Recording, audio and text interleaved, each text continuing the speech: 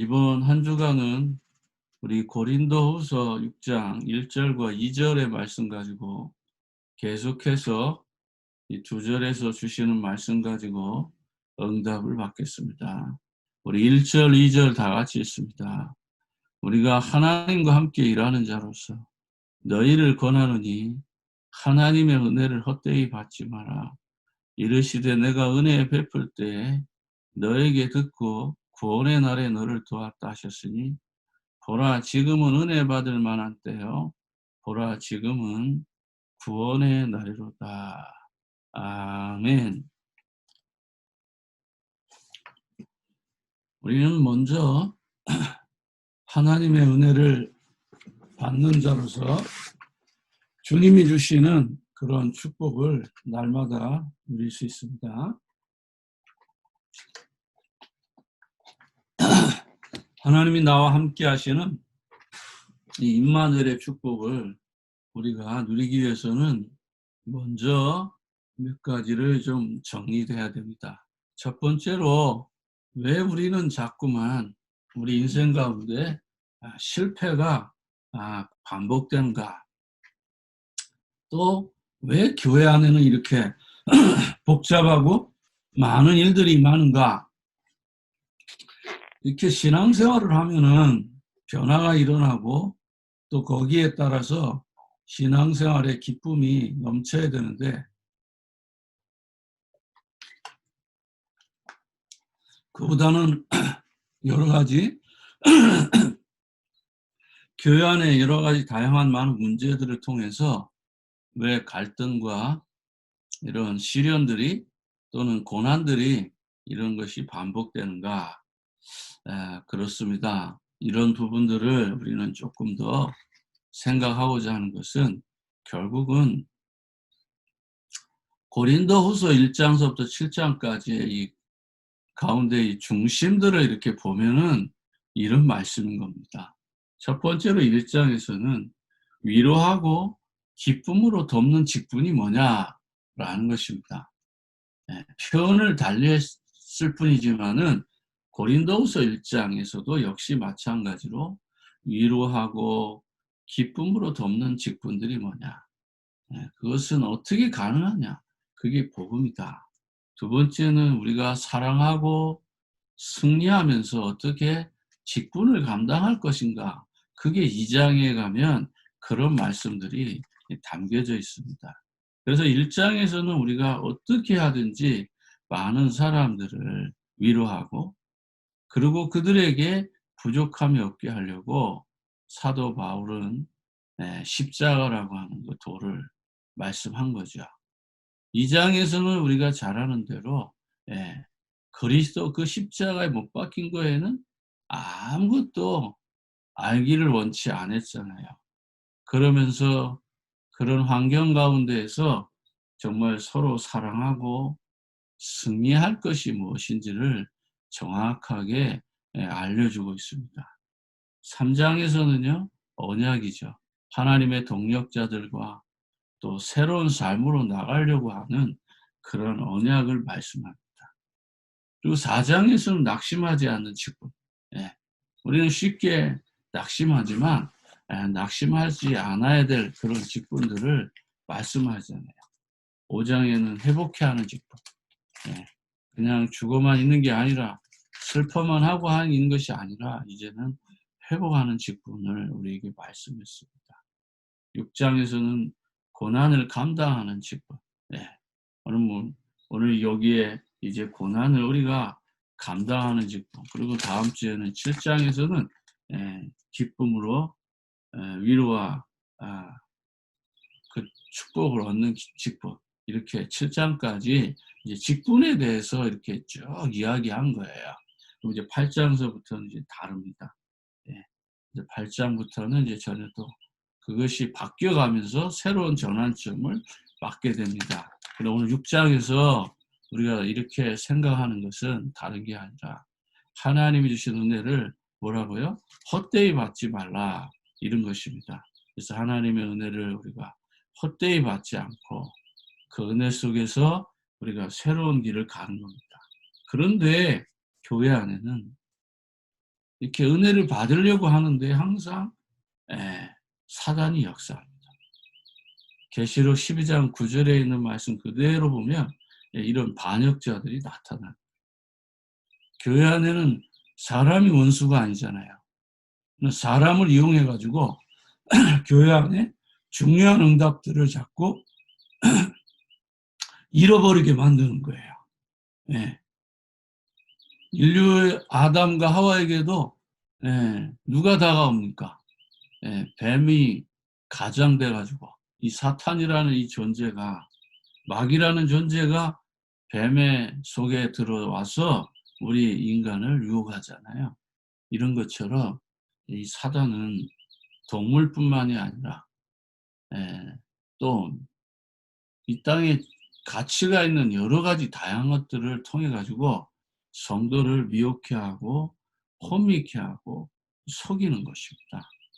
우리가 이것을 모르면 신앙생활에 중요한 응답을 자꾸만 놓치게 되죠.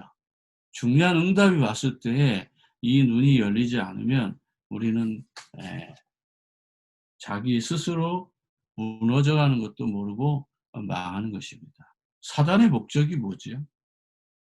교회를 무너뜨리는 거예요. 우리 성도를 무너뜨리는 거라고요. 그래서 이 요한복음 10장 10절에도 사단이 온 목적이 뭐냐면 우리를 멸망시키는 거다 이렇게 말하잖아요.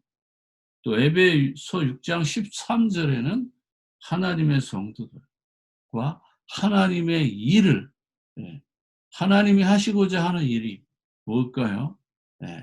전도요, 그게 선교예요. 또 우리 성도는 예배란 말이에요. 복음 전하는 일이란 말이에요. 이런 것들을 못하도록 자꾸만 대적하는 것입니다. 그래서 어제 서론에서 말씀한 거예요. 생명을 가져야 돼요. 생명을 위해서는 목숨까지도 내놓을 수 있는 거예요. 예. 우리가 생명을 가졌기 때문에 생명을 지키려고 목숨을 내놓을 수 있는 거예요. 그 영적인 싸움, 처절하게 싸워야 되는 거예요. 마귀가 머리가 깨졌지만은 깨져도 꿈틀거리고 지금까지도 역사하잖아요. 그렇기 때문에 우리는 속으면 안 돼요. 또 사단의 목적이 뭡니까? 마태복음 4장 3절과 4절에 보면 성도에게서 뭘 뺏어갑니까? 영적인 걸 뺏어가는 거예요. 영적인 걸 뺏어가기 때문에 다른 것을 다 하면서 뭐라고요? 하나님의 말씀인 이 그리스도를 모르게 하는 거죠. 이게 속이는 거예요. 예. 중요한 거 다 하게 하고, 좋은 거 다 하게 하고, 그리스도만 모르면 무슨 의미가 있습니까? 나띵이잖아요. 이렇게 사단은요, 날마다 우리를 속이면서 영적인 걸 빼다간다. 네. 그러면서 마태복음 4장 10절에는 뭘 하려고 하죠? 경배의 대상을 바꾸는 거예요. 경배의 대상을 받는다는 게 뭐예요? 믿음의 대상을 바꾸는 거죠. 그러면서 중요한 예배나 또 하나님을 믿으려고 하는 그러한 축복들을 자꾸 빼앗아가면서 우리의 신앙생활이 어떻게 변합니까? 정교화되는 거예요. 자꾸 율법화되고 신비화되고 미신화되는 거죠. 그러면서 자꾸는 어떻게 됩니까? 하나님을 믿지 못하고 자꾸 우상을 섬기는 쪽으로 자꾸 바꿔갑니다. 그러면서 마태복음 13장에 씨 뿌리는 그 비유 속에서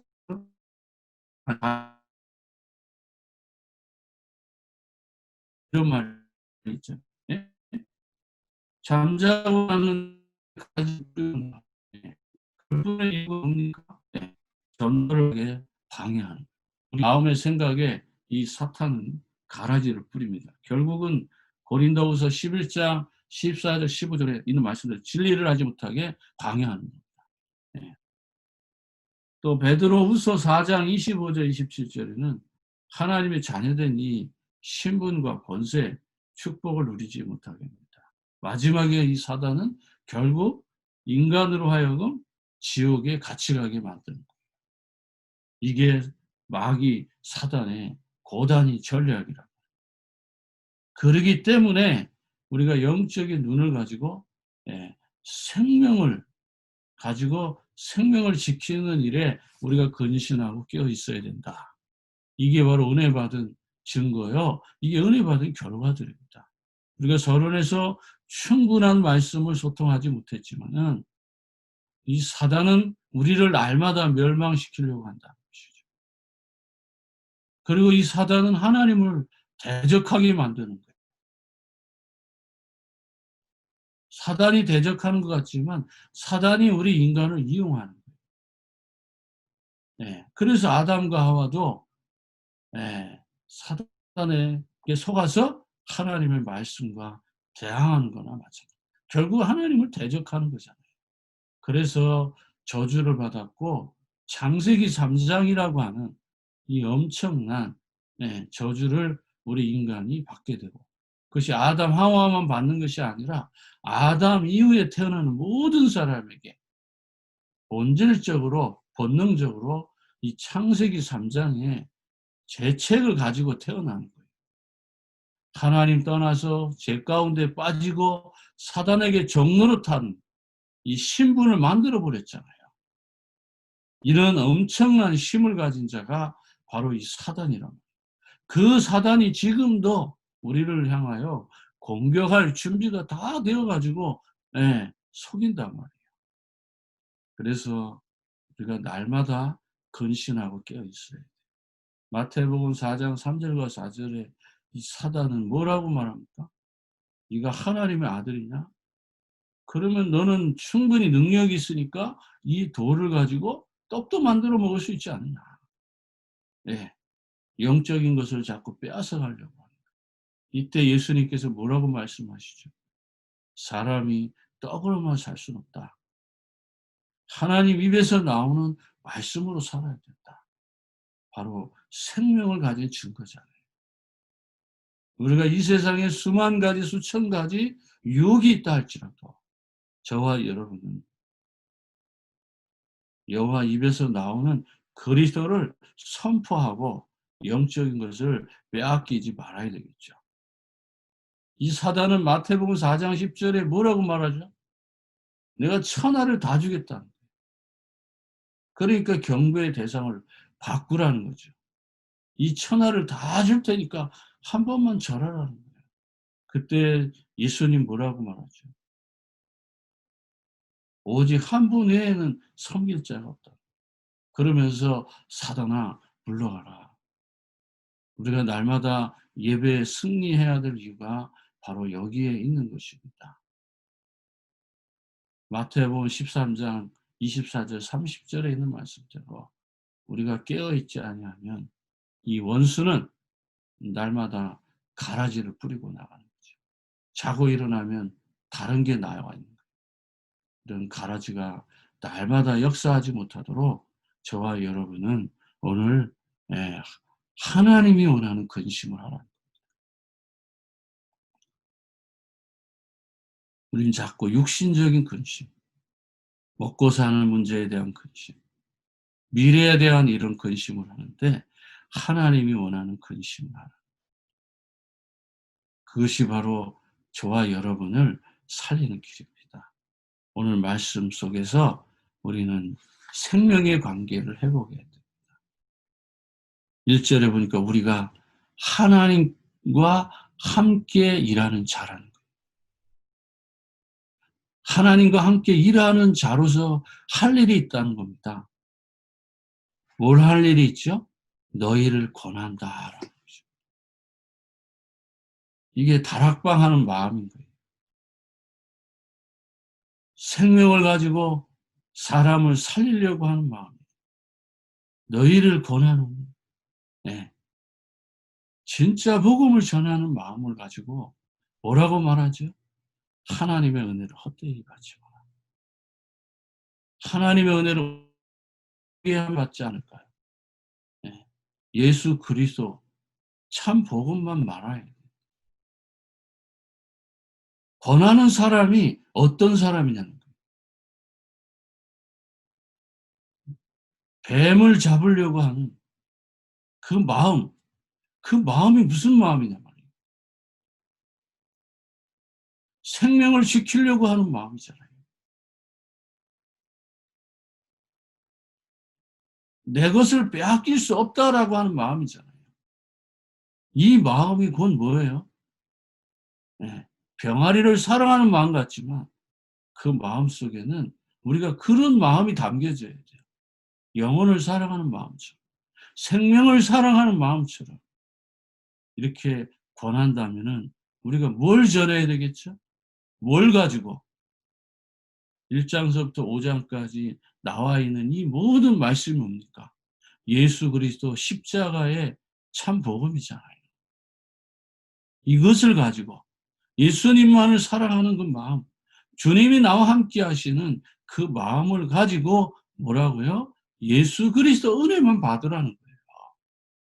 그리스도 하나님의 나라 이 성령 충만을 받으라는 것이잖아요. 이것이 아니면 우리는 다른 것으로 사람을 살리고자 하는 것입니다. 세례요한 방식 안 되잖아요. 엘리야 방식, 예레미야 방식, 선지자의 방식으로 권합니까? 결국은 또 다른 가라지를 우리가 복음 전하면서 뿌려야 되는 거예요.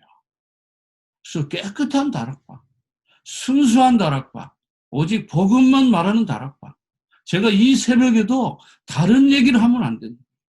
그리스도와 하나님의 나라, 이 성령 충만 속에 내가 가야 될 이유. 그래서 오직 예수 그리스도만을 높이는 삶이 되는 거예요.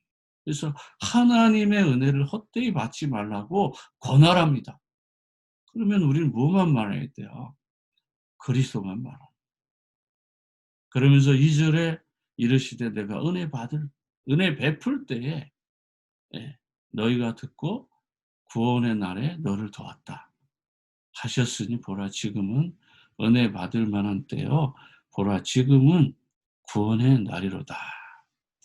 하나님께서 주시는 이 놀라운 축복은 단순한 것이 아니라 하나님이 우리에게 주시고자 하는 약속입니다.